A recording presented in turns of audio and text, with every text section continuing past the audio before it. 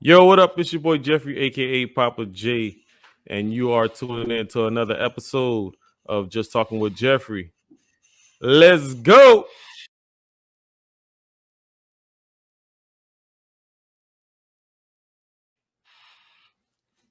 Yo, what up, man? Listen, you are tuning in to another episode with your boy Papa J, and back at it, back with me.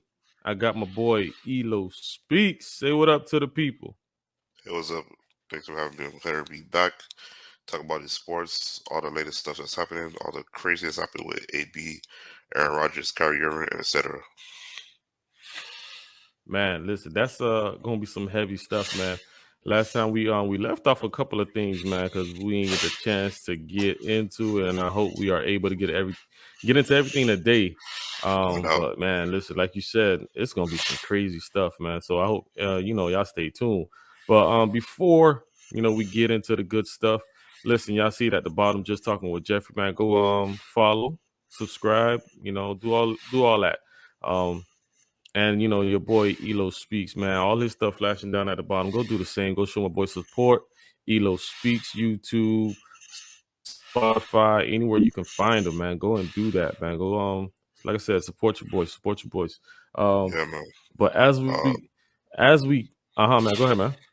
No, I was just saying, follow me on YouTube, Anchor, Spotify, Google Podcasts, and I'll have a Twitch account as well on Elo Speaks, so you can follow me there as well. Man, I ain't gonna lie. I gotta try to get into that Twitch business, man. I don't Yeah, fully you really get it should. yet, but I'm gonna get into Twitch, man. Trust But me, show up an account, really useful. all right, man. I'm gonna do that. I'm gonna do that. But man, listen. As we get into it, man, let's jump. I wanted to talk AB first, but AB is a different breed of people. So we gonna, AB is because a like I topic said, on his that's own. on his own. On his own. So we're gonna jump into. We're gonna go backwards. We're gonna go backwards. We're gonna start in the NBA, and I mean it's still early on.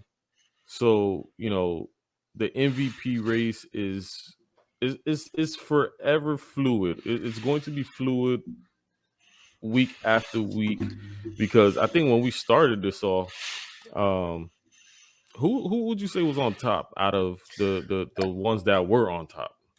At the time when we did the last podcast, Kevin Durant kind of edged Curry as the number one to like win the MVP, but then Kevin Durant got into health and safety protocols, so that put Curry back into the MVP race. But now that Kevin Durant's back, Curry kind of having a little like shooting slump right now.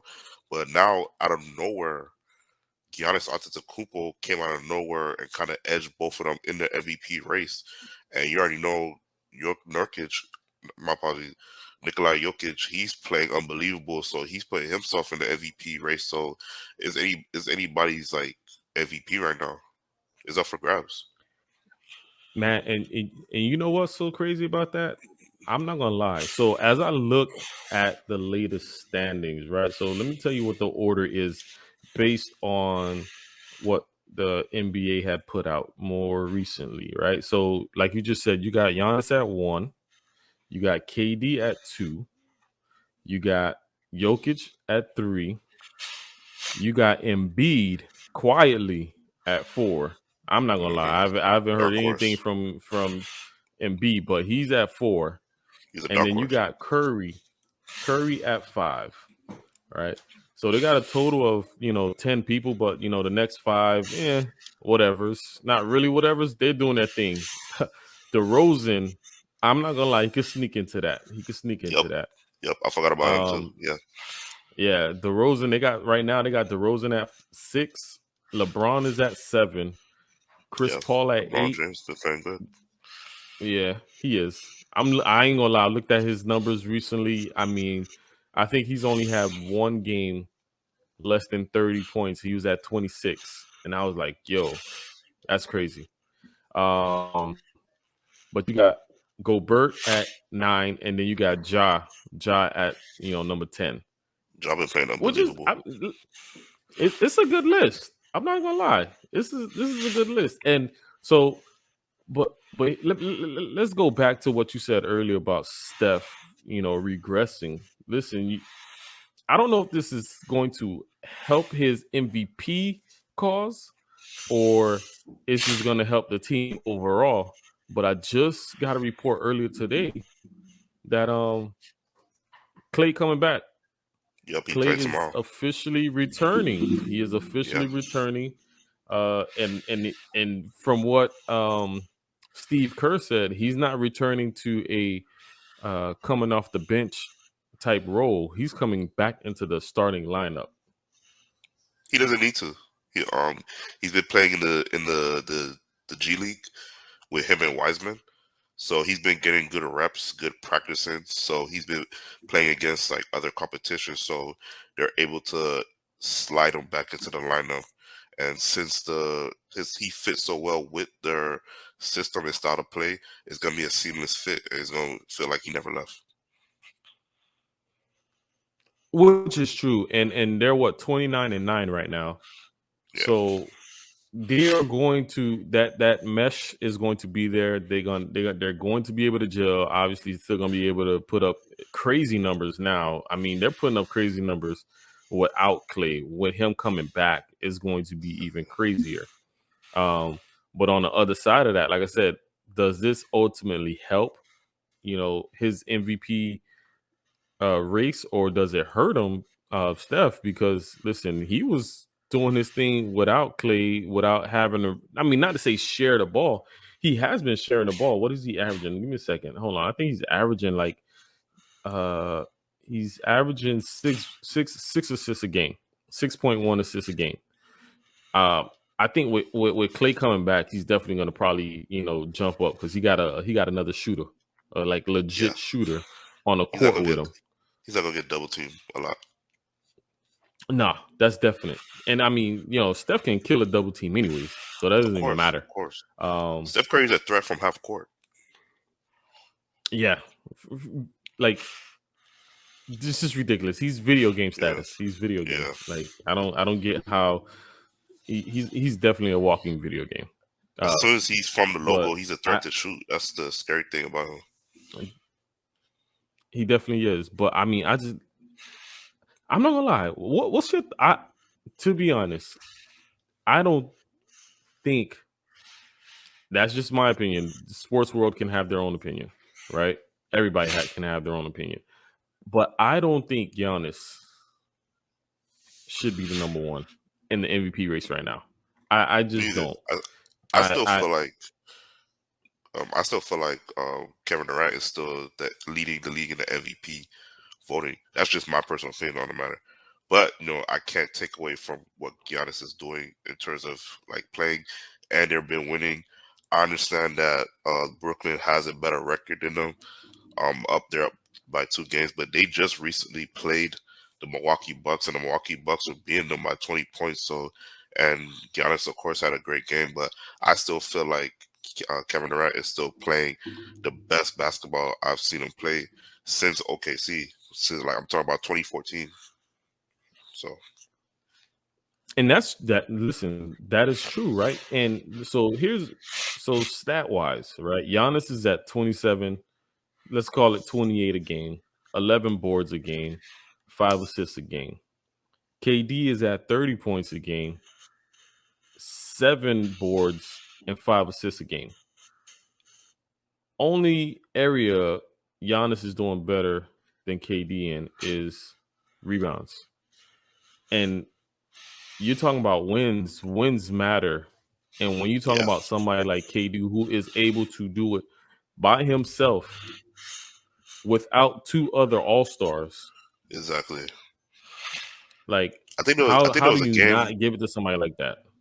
I think there was a game where Kevin Durant was playing with, I think, like 2, 3 rookies on the team because they got ravaged by health and safety protocols on the Yes. team, and he was playing with like rookies on the team. And they still won, so you gotta give it to him there. Like I'm not saying he's the foregone conclusion MVP, but because things could happen. Hmm. He could possibly go on a slump, or anything could happen. But that's like something to look at right there. True, and I mean that can go for anybody, to be honest. But at the end of the day, like I said, I mean that's just my thought. I don't feel that Giannis should be number one. I just have not seen a lot. I mean, the body of work this season to where Giannis should be given that number one. And once again, it's still early on, so there's an opportunity where Kevin, KD may slide, will slide. I'm not gonna lie, it's not no may. He will slide back to the top. Giannis will slide back down to the two. Um, Yeah, but I definitely feel like he's Giannis definitely in the conversation. ain't the number one right now. Yeah, conversation, no doubt. Number one, nah, I can't. I can't call that one. I can't call that one. But listen, like I said, this is a fluid race. The season we haven't even gotten to the All-Star break yet. Exactly. Um, Yeah. so things can definitely change, and I mean, obviously, COVID is still a factor. So with everybody going in and coming in and out, protocols, left and right, it could definitely take a toll on players mentally and physically, because like, man, okay, today we got this guy, tomorrow we may not have him, and next week we may not have him, but we may have this other person back. So how do we ultimately, now listen, at the end of the day, that's the coach's job to manage his roster, but it's also for the players to then be able to get on the court and actually play the game with whoever's on there, play with your teammates. I mean, whoever's on the court at that time. So, but when you talk about people like KD, like I said, this man is doing it with and without, you know, um, James Harden, without, Kyrie. So it's like, I just feel like this guy should be listen, Number if one. it ended right now, yeah, he should be number one. But I feel like if it ended right now, I honestly think that the edge would, although he is right now number one, but I think, if it ended right now, season ended right now, the edge would go to KD with what he's been able to do with his team. He would definitely get the edge. Yeah. Yeah, I agree with that. I definitely agree with that. And that's So that to take away yeah. from Stephen Curry, DeRozan. They could Hmm. possibly be Stephen Curry is definitely top 3 in the race. He could possibly win it too. I'm not going to sure how that's going to look when Klay Thompson comes back. Will his stats stay the same, or will his stats go down because it's going to give more touches to Klay? And Wiseman coming back, I don't know how that's going to affect the team dynamics as well. But he's definitely top 3 in the race to win MVP. But we're not sure about people like DeRozan and other people that's on the list. They're in the conversation as well. They're just, I can see them as dark horses to win the race. Yeah. Like they gotta be playing Yeah. extraordinary. Yeah. No, you talking about the Bulls would have to be the number one team, in record wise. I'm just like overall, they would have to be the number one team for the rest of the season for Yeah, him for DeRozan to be yeah. able to like steal that. Because To listen, make a yes, strong they are. case. I think they are still ranked number one. Yeah, Yeah, they still ranked number one. Yeah, they're ranked number one in the East. At 26-10, they're what, 2.5 ahead of Brooklyn, yep. but And you still compared talk to about a team Milwaukee's that, 5 I mean, you losses. talk about DeRozan versus, yeah, but you're talking about DeRozan who's going up against somebody like KD. MVP wise, now I'm not talking about on the court. I'm talking about MVP race wise. I don't know. That's an uphill battle for DeRozan that I don't think he'll be able to pull off if things were to end right now. Like I said, the team, they would have to be number one all the way through the rest of the year for him to be able to take that number one spot. Yeah, we don't know how teams are gonna like play or produce after the All Star break. I do see that Chicago is on a strong run right now. In the last 10 games, they're 9-1, so they've been beasting lately. And DeRozan been going Hmm. off by making 2 back-to-back game winners, which personally I've never seen that before, but that's extraordinary to hear. So it's just strengthening his MVP case. He could shoot up the ladder, but still, he has to have, me personally, he has to have the points like KD and the efficiency numbers as Giannis and KD to be top 5 right now. Yeah. And you know what? So I was talking to somebody the other day about that efficiency. A lot of people outside of NBA, the MVP voters, don't really look at that. They don't They really, don't. think that that's important, but that actually is important. It Like, is. how efficient are you day in and day out to, get your team, not only be able to, get the wins, but then to also get your points. Like, are you going 6-40 or wait, 4-20 like your boy Westbrook, or to get, are you going 4-20 to get 20 points, or are you going 12-18 to get those 20? Like, what are you doing? Like, what is your body of work, from the moment the tip goes off, I mean from tip off to the time the game ends, to end up getting your stats? If you're not efficient, if you're not consistent day in and day out, man, listen, I don't know. And I was like, I put whoa, I put that makes efficiency sense. heavy. I put efficiency heavy into like who Mm-hmm. should be the MVP, because when Kevin Durant was playing with Golden State, he was getting 30 points under like with 12 shots, 12 of them. Easy. Yeah, so Easy. when you have somebody like Russell Westbrook, for example, when they played the Brooklyn Nets on Christmas, he went 4 for 20 on the stat sheet. He did good on the stat sheet, but going 4 for 20, missing free throws, turning over the ball at an alarming rate, that's a factor in. Two things that should really like factor in terms of it is player efficiency and plus minus rating. How Yeah. effective were on the court? Not just scoring wise, but everything. Like, were you rebounding? Were you passing?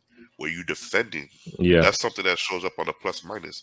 If you're being a horrible defender, that's going to Yep. show up on your plus minus. If you're defending, are you getting steals? Are you getting like blocks? Are you defending your opponent to where they're not scoring as efficiently as they were? So that you could take that into effect too. So Yeah. Big time. Big time. So I mean, listen, it's like I said, it's still early on. You got a lot of things, happening night in, night out. So things can, the landscape of the NBA can definitely change.